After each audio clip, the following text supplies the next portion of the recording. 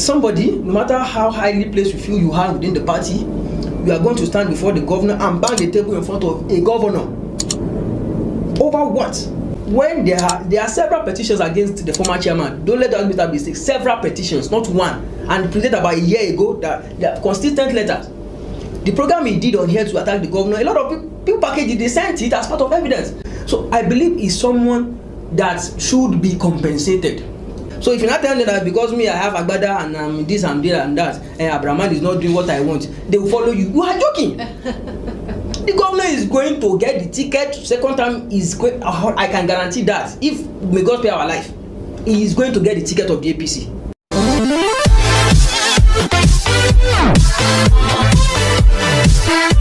It is no news that trouble has been rumbling very deeply within the Kwara APC, and it is getting confusing. We don't know where it is going. We don't even know where it is going to land. Hello and welcome to Inside Kwara Politics, brought to you by the Informer 247. My name is Reba Misalako, and today I have a guest who will be helping us shed light on this situation, and I feel he is very capable of doing so.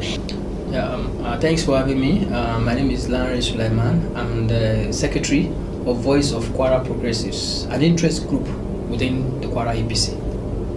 So, who are you representing? I want to know, are you for the Samari group? Well, I would like to say that you are from the Samari group though.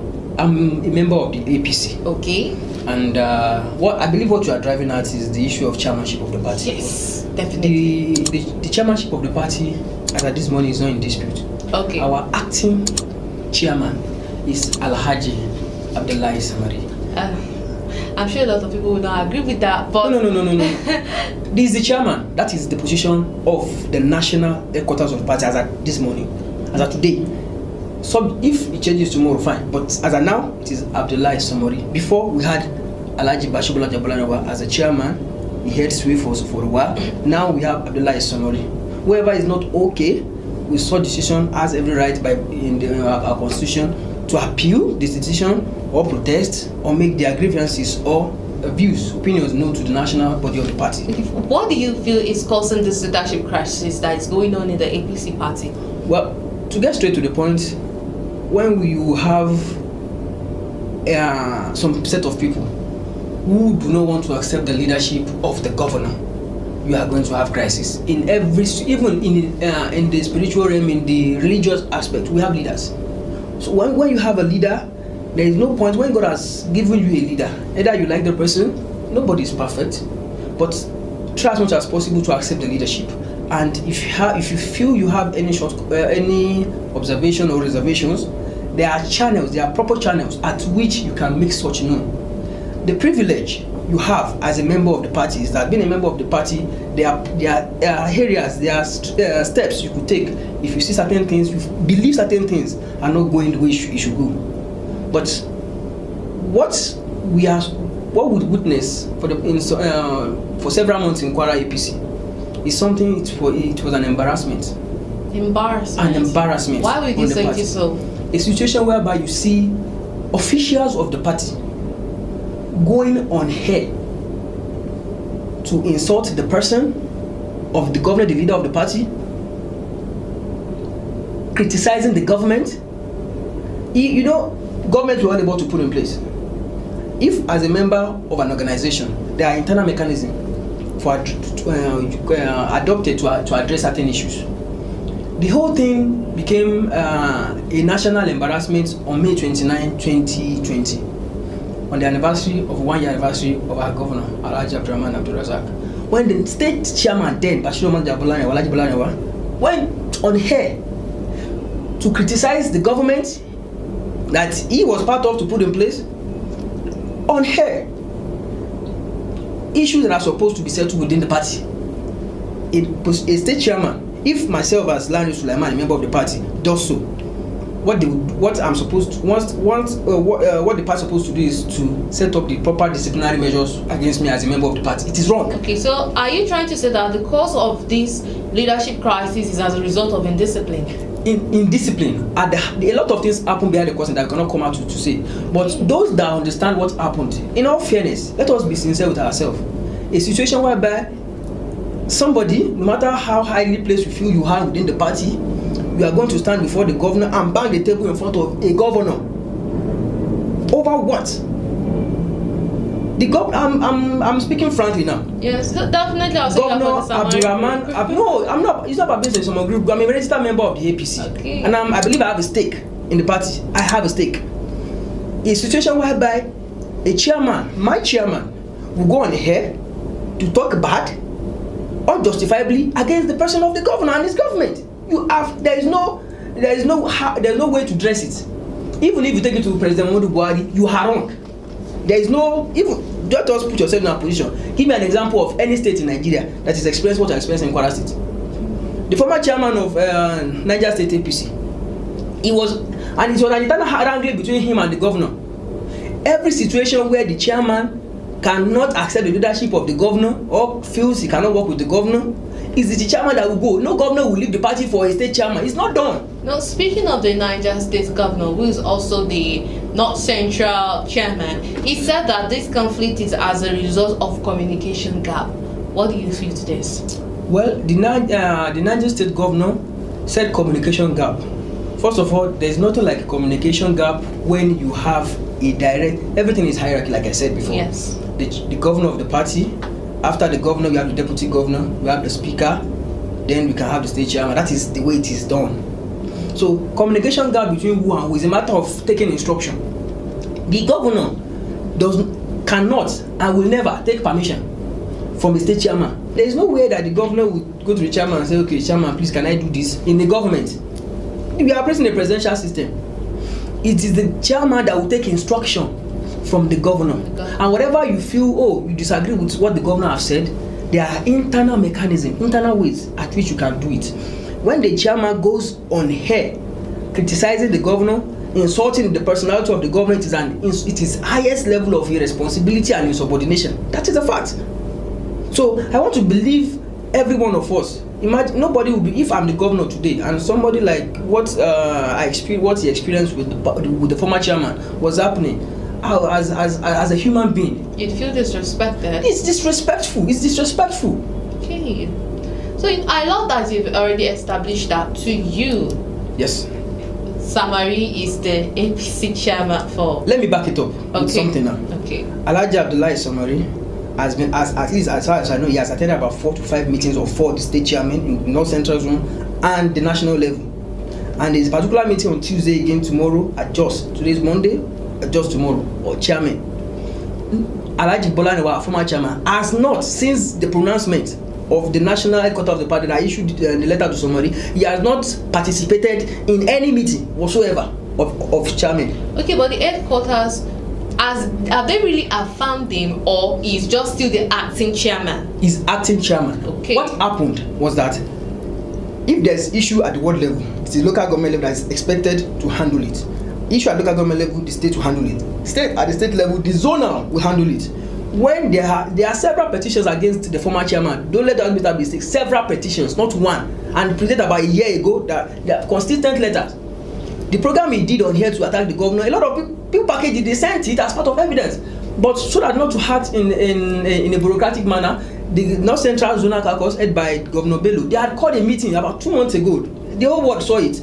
But the state chairman of the North Central, and including our former chairman Alhaji Olarinwa, they were there. They called the governor also. They appealed to the governor. They settled the matter because they don't want to adopt the necessary disciplinary measures against him. They gave him a sound warning and a peacemaker. What you have done is wrong. If you have any issue with your governor, try and resolve it with him. He accepted. They all came out in the face of the world. It was an open thing when they came out. It was supposed to be a peaceful meeting. Okay. Now I want to ask this question: the removal of the embattled chairman, that is Bashir Olarinwa, is there anything legal backing it up? Of course, there's legal backing. Okay. What's when the whole of the state chapter of the party was dissolved? They now appointed, they now say, okay, they should return as caretaker chairman. But you have a petition against you, certain disciplinary measures have been taken from the North Central Zone. So they withdrew his own. The national appointed, if a caretaker, you are an appointee, not elected. You don't have any right by law to challenge anything because it was a letter of appointment, they can be withdrew. If I'm a member of the caretaker committee now, and maybe they discover that maybe I'm doing something that is right, the party has every right to withdraw my appointment. That's what has happened. There's no illegality or unconstitutionality here. Basically, someone that appointed you can remove you. Unless you are saying that if he had come out, if his status had been an elective, it will have gone through the proper way of elective removal as well. Probably through the executive or 2/3 of the executive also. But no, in this way, it's not necessary. A caretaker can be removed the same way you are appointed, because we are appointed. So there's no illegality. I feel embarrassed, and why some of my colleagues should be saying legality. What is illegality? Somebody that appoints you can remove you. The national appointed you, the national remove you. Okay, this is getting so funny. What we are doing now, the issue is this: we are having a headway already. There is a reconciliatory channel has been opened, as far as I know, and we are making progress. Alhaji Bashir Olarinwa was my chairman, someone I respect, someone I will forever respect. Yes, he was a member, he was a chairman of local government in Lagos. He became House of Representatives in Lagos. These are experience, a political experience. And he became a chairman, either by virtue of caretaker appointed or anyway, but he became a chairman. He contributed his quota to the victory of the party. Same as myself, same as the generality of over 320,000 that voted for the governor. So I believe he's someone that should be compensated. Compensated, of course. With the position or with another thing? No, it could be at any form. It could be in form of another assignment. Kwarans that voted for the governor Abdulrahman Abdulrazak are being compensated with performance. So if as a stakeholder in the party you are there's no crime in being compensated. Now, I'm not talking about financial gratification. It's not done. Our government, the government of Abdulrahman Abdulrazak does not even have time for all these things. We are moved away from the usual way of doing things. What we have is, if you feel you want an assignment that will make you contribute to the state, for probably a commissioner or a special assistant or secretary, anything you want to serve. A lot of people want to serve. So serving to humanity it's a privilege to serve. So if it's being called to serve in another capacity, that is compensation. That is what I'm talking about. So now my next question is, if the headquarters finally affirm Samari as the chairman, okay, not acting anymore as the chairman now, so what next? What is going to be happening next? What is going to happen is very simple. Every lover of the APC, let your sympathizer, in politics there's something we call, there's no permanent friendship or permanent enemy. It is interest. And there's always room for talk and jojo. There's always room for reconciliation. There's always room for peace. Mind you, I beg your pardon, we have the issue of Alhaji Olarinwa. But there's a lot of people that want to capitalize on that issue because they see themselves as potential beneficiaries. These are people with inordinate ambition. Yes, I call it inordinate. Because assuming there's no crisis in the party, there's no issue, no blah blah blah blah blah blah. There are more chances, or over 90% chances are that most of our elective offices are going to be returned in 2023 as candidates. That is the political fact. But a lot of people feel, by 2023, if I'm not on the ballot, Kwarans forget about me. So they feel once there's crisis, there may be, let us rearrangement, or maybe some people will feel once maybe they can remove the governor, they can remove this, and maybe they become beneficial. That's what's happening. So basically, what I'm getting from what you've been saying is, part of the reason there's this conflict and there's so many divisions is because of interest alignment. Yes. What should favor some and what should not favor the other. Part of reason for the continuous crisis, as we put it, is that there are some people within the party who are members of the party that they feel they are potential beneficiaries if this crisis continue. And I want to say that I want to appeal to their conscience. It's not a matter of, let me appeal to their conscience. Let us appeal to ourselves. Whatever ambition you feel, Allah I'm a Muslim. Allah gives power to whoever He wills. It's not about scheming. It's not about how well you have planned. Our governor, he attempted in 2011. He did not succeed. He attempted in 2015. He bought a form for governorship and Senate in PDP then, as I was formed then. He contested, he won the PDP ticket as senator. He did not win the election. He lost. But Allah in His wisdom said, you are the governor now. So whoever is thinking, let me create problem and maybe I will be a beneficiary, I want to appeal to you. If you're a Muslim or you're a Christian, please let us understand the fact that God gives power, and He has given us a governor who is performing. That is one thing I feel so sad about. I'm not holding any political appointment for crying out loud. I've not benefited anything in terms of gratification. I don't even care because I see a governor that is performing. What are the chances of Governor Abdulrahman Abdulrazak winning for the second time? First and foremost, if the governor so desire, for his second term. I want to believe his performance will earn him the seat again.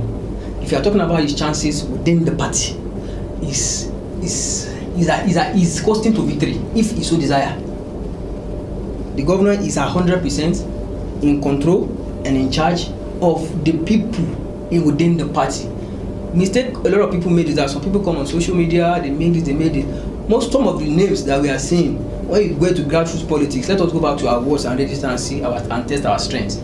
How much problem can you cause at your ward level? And the person at the ward does not care about your own desire, your own appointment that you want at the upper level. They want to see water passing through their house. They want to see the road to their house. They want to see clinics working, and they are seeing that. So if you're not telling them that because me I have agbada and I'm this and there and that, and Abraman is not doing what I want, they will follow you. You are joking. The governor is going to get the ticket. Second time is going. I can guarantee that. If may God spare our life, he is going to get the ticket of the APC if he so desires to the contest. It is now for the people of Kwara, the generality of Kwara, to say, oh, your performance, you have done well within the last 3.5 or 4 years. Abraham Brazak, we are giving you another mandate again. Not because somebody is aggrieved, not because somebody said he wants to collect contract, not because somebody said he wants to get an appointment. So we've been speaking with Mr. Lanre Sulyman, and it has been very, very insightful. Thank you so much for watching to the very end. Don't forget to like and subscribe to our social media pages. My name is Iribami Salako. Till next time.